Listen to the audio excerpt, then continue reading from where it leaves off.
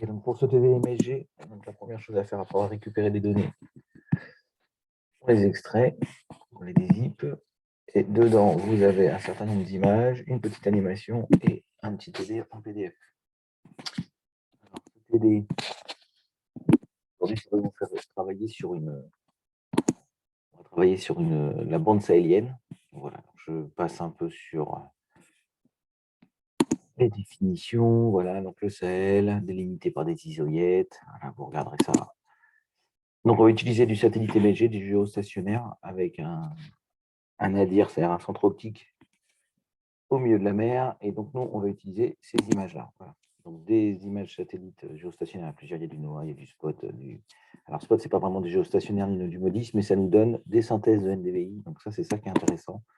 Donc, c'est des synthèses de NDVI, c'est des images où on en a une pour tous les 10 jours, et qui nous permet donc, de s'affranchir de la variabilité journalière et surtout de la haute répétitivité temporelle des enregistrements, permet la réalisation de synthèses temporelles d'images sur plusieurs jours afin de retenir que les pixels sans nuage. Et pour ça, on utilise un capteur qui est le capteur thermique qui nous permet de repérer les pixels froids, donc on ne prend que les pixels chauds au moment le plus chaud sur les 10 jours considérés, ce qui nous permet d'éviter tous les nuages. Donc ça vous fait des belles images de NDVI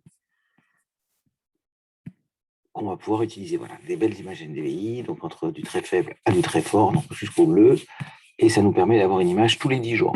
Voilà, ça c'est ce que vous avez dans la petite animation. Voilà, si vous ouvrez ça, là vous avez une image tous les 10 jours, donc c'est sur l'année 2006. Et on remarque bien qu'il y a des endroits où il y a toujours de l'activité végétative, et il y a d'autres endroits au milieu du désert où il n'y a pas grand-chose, et en fait on voit un pic au fur et à mesure de l'année. Voilà. Dès qu'il y a la saison des pluies, tout le Sahel devient vert. Voilà. Et après, ça redescend à la fin de la saison des pluies. Donc, la saison des pluies, juin, juillet, août, septembre, surtout juillet, septembre, avec quelques endroits où on voit qu'il y a toujours de la végétation, même au milieu nulle part. Donc ça, c'est ce qu'on va aller voir. Donc vous avez toutes ces images que je vous ai données. Et donc ces images sur une année, elles sont là. Donc si vous voulez voir, vous les mettez en détail, voilà, elles sont là. Elles sont numérotées de 1 à 26, un peu plus, je crois, qu'il y en a 30, voilà. Alors il en manque quelques-unes, mais vous verrez, donc elles sont du 1er au 10 janvier 2006, du 10 au 20 janvier 2006, du 20 au 31 janvier 2006, et ainsi de suite. Le mois de février, le mois de mars, le mois d'avril, le mois de mai. Il manque le mois de juin et un peu du mois de juillet, du mois d'août, du mois de septembre, du mois d'octobre et du mois de novembre. Voilà. Alors, du mois de novembre qui est là, il y a juste une petite erreur sur le 10. Ok, on est bon. Donc ça s'appelle, c'est une suite d'images, une série temporelle. Donc c'est ça qu'on va essayer d'analyser dans QGIS aujourd'hui. Alors, ce que je vous conseille, c'est de prendre une du mois de janvier et on va aller voir ce qu'il y a dedans. Voilà, donc vous avez une image qui est codée entre 0 et 255, mais des pixels avec de l'information, ça va jusqu'à 160. Donc quand vous avez 160, vous êtes au maximum du NDVI. D'accord? Donc on retrouve des trucs bizarres. Alors on va aller voir ce qu'il y a dedans. Et si je mets OpenStreetMap, alors pourquoi je dis ça bizarre? C'est parce que normalement, en pleine saison sèche, il ne devrait pas y avoir de végétation ici. Alors je vous demande ce que c'est carrément au maximum, là. Il y a du bleu partout. Et bien en fait, c'est le lac Tchad.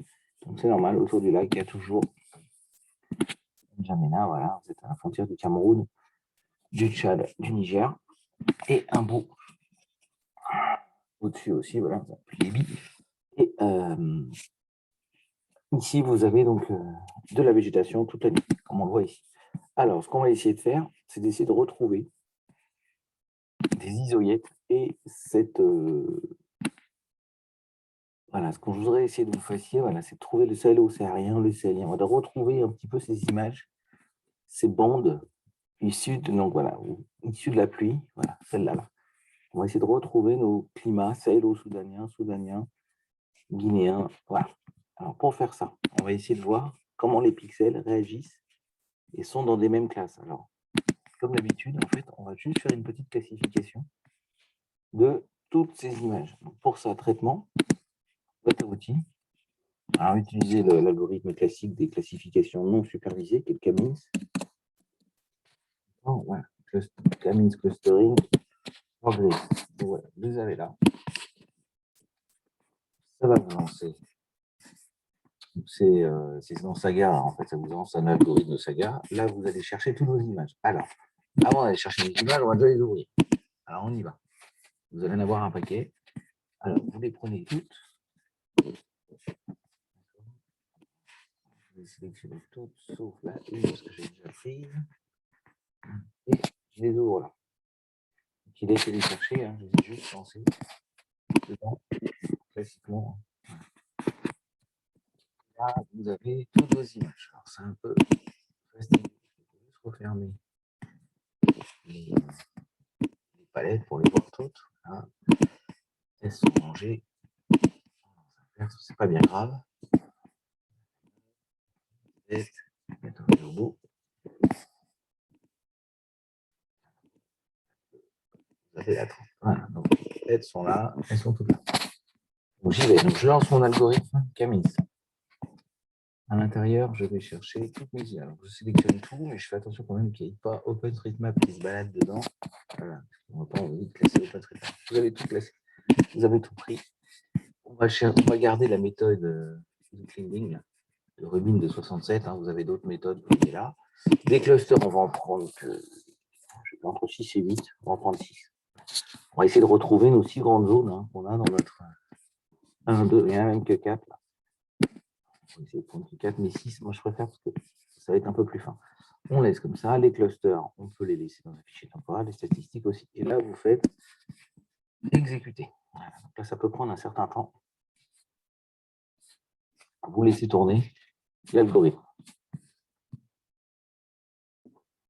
Voilà, donc au bout de quelques minutes, des fois ça peut durer quelques minutes en fonction des ordinateurs, vous avez votre fameuse couche cluster, donc voilà votre classification en 6 classes hein, qu'on a demandé, qui est en fichier temporaire. Donc là tout de suite on peut aller lui mettre un peu des couleurs un peu mieux. Donc vous allez dans droit, propriété, symbologie, pseudo couleur à bande unique. Là vous choisissez et vous faites classer. Donc vous mettez une couleur pour chaque. Voilà.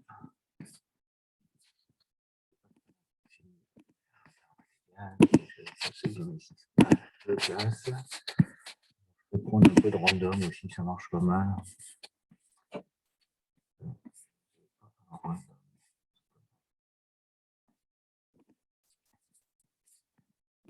On les a classés, on applique. Donc on a bien mis 6 classes en intervalle égal, hein, parce qu'on a 6 classes. On dit OK, et voilà. Et donc là, vous retrouvez vos pixels. Bon, il y a quelques pixels. Voilà. Et donc, vous retrouvez toutes les classes. Et donc, on retrouve bien nos bandes parallèles de nos bioclimats, voilà, avec le côté désertique en haut, les premières cultures pluviales, ainsi jusqu'au guinéen. Donc, voilà. Donc, la classif, elle a bien marché. Elle a même mis le guinéen en même temps pour jouer à Tchad. Donc, la classif, elle a bien marché sur le côté. Elle a un peu de valeur à 0. Ça, et donc là, vous pouvez donc, à partir de cette classification, retrouver ces bandes et suivre des grands projets internationaux de replantation. Voilà. Donc, je ne vais pas revenir en détail dans la correction de tout ce que je vous ai raconté en cours. Hein, ce que je voulais vous montrer, c'est le côté technique. Vous avez vu, ce n'est pas bien compliqué. Hein, vous appliquez un Camins. Donc, les Camins, on avait vu aussi ensemble en cours. L'algorithme, à quoi ça correspondait. Voilà. Vous pouvez vous renseigner et suivre un peu en biblio pour avoir plus de détails. Et sinon, vous référez à ce que je vous ai raconté en cours. Voilà, je vous remercie.